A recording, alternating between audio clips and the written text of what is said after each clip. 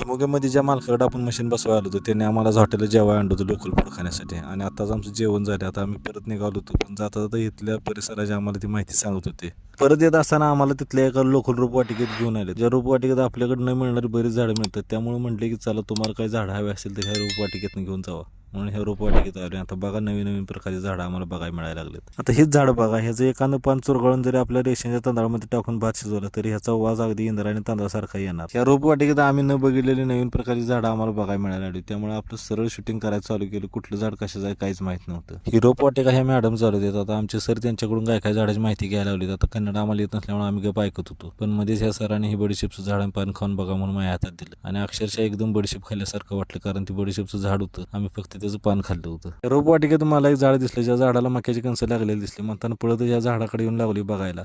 तर जवळ आल्यावर लक्षात आलं ही मक्याची कणसं नसून पपईच आहेत. पण एकदम बारीक मक्याच्या कणसाच्या आकाराचे असल्यामुळे लांबनं ती सरळ मक्याची कणसं लागल्यावानी दिसत होती.